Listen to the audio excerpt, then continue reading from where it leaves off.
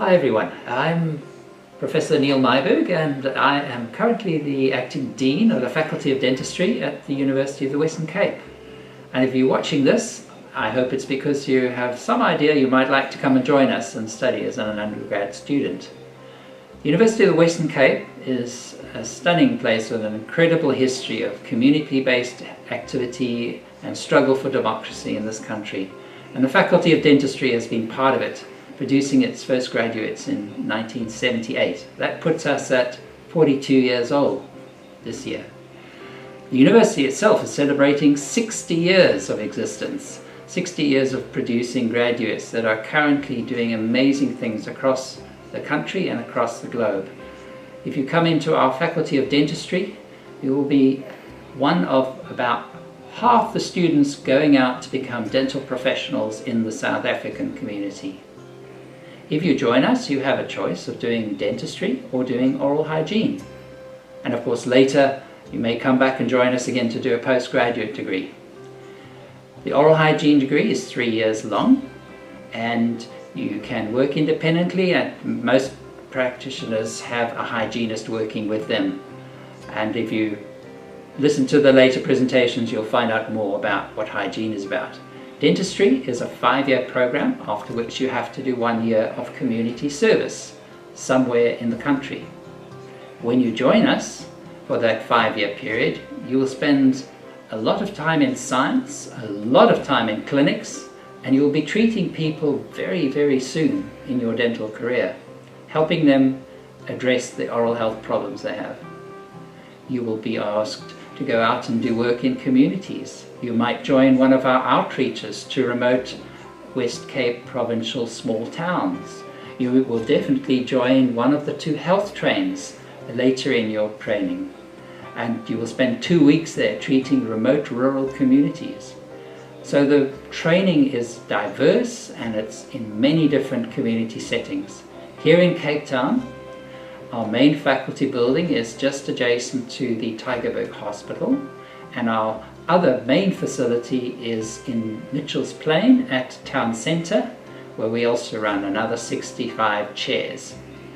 It's a very big facility. It's the biggest faculty in the country, and we train over 40% of all South African dental graduates. Also, under our auspices are services in dentistry at the Red Cross Children's Hospital, at the Critiscure Hospital, and at several other community clinics. A new and exciting project is that we are replacing our ancient mobile clinic with a state-of-the-art 3-chair dental clinic. It's being prepared and designed and it will be built by the end of this year, and this will take you out to night clinics in the community or remote outreach activities. So if you sign up for dentistry, you're in for a really exciting time, but it's intense and it will require a really large amount of hard work. However, we can assure you, you will not be disappointed, and you will have a degree which is recognized in many places, most places around the world, and it's a degree that will set you up to do an incredible role of health practitioner, dental practitioner in our communities. So I hope that persuades you that this is a good place to sign up and join in. Cheers. Learners and parents, and welcome to the Faculty of Dentistry Virtual Open Day. We are very happy to have you in these COVID circumstances, but we know that this too shall pass. I am Vivian, the Deputy Dean for Academic and Teaching and Learning. So what is my role? I'm looking at the academic program of the Faculty of Dentistry, and we have 2 programs, basically the Dentistry BDS, a 5-year program, and the BOH. And I'm looking at teaching and learning and student affairs.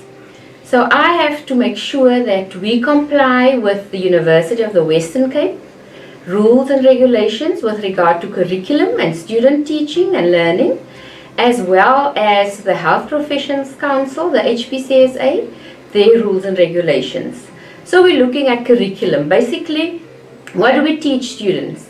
Is it relevant? What will students do? Teaching and learning, how do we support students? How do we ensure that our students when they enter the programs, that they will receive the best teaching, that students learn, they take responsibility for their learning, and how do we make sure that students succeed when they act in the faculty. So by now I'm sure you know what are the criteria and the admissions criteria for dentistry as well as BOH. One of the things that we do have, a restriction or challenge, is that we cannot have or accept hundreds of students, because our teaching for both programs is basically chair-based. So it's clinically based, practically based, and you will see that our marks, most of our marks, or the whatever you do, 60% has to do with the clinical training. It has to do with treating patients, which makes us unique, because we are fortunate that our training has to do with patients, and while we are training, we are delivering a service to our communities. And as you would know, that our communities are not very familiar with oral health, and it's very important. Oral health is very important for general health, and we can't distinguish between the two. So we are fortunate that, and it's in the situation in South Africa, that we still have a great need and demand for oral health treatment, whether it's fillings, restorations, whether it's cleaning, scaling, looking after your teeth, etc. And so that is one of the things that we value, that we are actually learning while we are delivering a service. So we are dependent on our patients, and our patients are dependent on us. You've also heard that we've got quite a few platforms where we are training.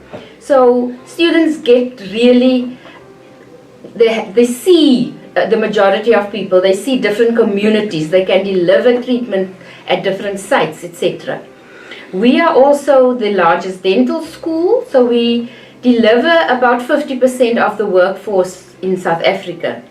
And one of the advantages also is that we do a lot of community outreach for both the dentistry and the oral health degree, the oral hygienist, and students seem to enjoy that very much. And in our final year, third year final year oral hygiene and final year dentistry, students have the opportunity to go on the Pello paper train, which is one of the highlights of it, because students then go into rural areas where they are treating patients that would otherwise not have received this treatment. So at the faculty, we pride ourselves in providing support for students.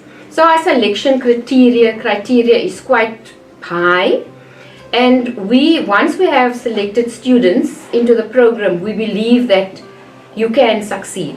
And our role, besides teaching and learning, making sure that you receive the appropriate training, that we also provide the support for students. And that is also in my portfolio, that we have. And one of the, I think University of the Western Cape is really one of the universities where student support is ranked very high. And in our faculty, we've got a mentorship program. Each student has a clinical advisor. We've got module coordinators who all ensure that students receive the best training. Hi everyone, I'm Professor Geerts. Welcome to the 2020 Dentistry Open Day. What an exciting but also a challenging time in your life, choosing a direction that will have an important impact on the rest of your life. You will receive a lot of information today, hence I would like to keep the introduction to the portfolio that I look after in the faculty short. You are always welcome to contact me or the faculty should you have further inquiries. I look after the postgraduate programs and research agendas of the Faculty of Dentistry. When considering a degree in dentistry, most of you are thinking about starting your own practice, joining an existing practice, or clinic in either a private or a community setting. But there are a number of other career opportunities in dentistry. After obtaining your first degree to be a dentist, there are a number of postgraduate degrees that you can follow, depending on your interests, more in a clinical field, scientific or research field, teaching, or maybe all of them. There is a spectrum of programs to choose from. Currently, we have about or almost 300 postgraduate students in the Faculty of Dentistry. Firstly, there are the postgraduate diplomas. These are part-time studies, usually over a period of 2 years, that you can do while you are practicing. They are offered in most fields of dentistry according to what your interests are.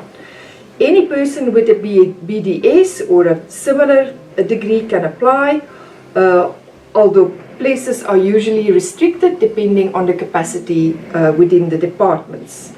These are ideal entry-level programs, especially if you are interested in a particular field or specialty you want to explore before deciding on following a specialization program or working towards a master's degree. Then there are the Master of Science programs or MSc degrees. There are two types. Firstly, there is a MSc by research where you will engage in a research project together with a supervisor and write a thesis. Most dentists do these studies on a part-time basis while also still working. These degrees form an excellent basis for an academic career or even going further into a doctoral degree. There are also more structured programs, also MSc programs that combine coursework and a small research project. The MSc programs usually cover 2 years after you've done your BDS degree. Then, of course, we have the specialization programs. These lead to a professional qualification and allow you to practice as a specialist dentist. We offer 6 specializations in dentistry. Well-known examples of these specializations are, for example, orthodontics or maxillofacial oral surgery. These programs are long. They usually cover 4 to 5 years of full-time study. Then the faculty also offers doctoral degrees, PhDs and DSCs, and admission for a doctoral degree is at least an M qualification. The PhD is also a research degree under guidance of 1 or more supervisors. The length is from 2 to 5 years or sometimes even longer, depending on whether the degree is done full-time or on a part-time basis. Staff in an academic environment, like the lecturers that you will meet today, are encouraged to embark on PhD studies. And then, of course, there's the research portfolio. Everything you do in a clinical practice should be based on the highest level of evidence available. This evidence is generated by research. The faculty has a number of established and developing research niche areas that are in line with research focus areas of the university and priorities as described by the National Development Plan and according to the terms of reference of the World Health Organizations, of which the faculty is a collaborating center. Examples of these research niche areas are, for example, childhood caries, research in access and deficiency of oral health services, research in cleft lip and palate, research in non-communicable diseases, for example, the link between gum diseases and diabetes and heart disease. And for another example is the prevalence of oral cancer, dental genetics, and biomaterials, just to mention a few. Several of the research projects are in collaboration with other faculties of UWC, other universities, here and even abroad. UWC has a number of agreements with international universities in Africa, Europe, the East and North America, providing exciting opportunities for staff mobility and research collaboration. And to conclude, it is evident that studies in dentistry opens up a number of career opportunities to be a lifelong learner, with further studies to improve your knowledge and skills as general practitioners, specialists, researchers, scientists, academics, teachers, and even industry. Feel free to contact this office for further information. And finally, I wish you good luck with your career choices. It is a challenging but exciting time in your life. Thank you.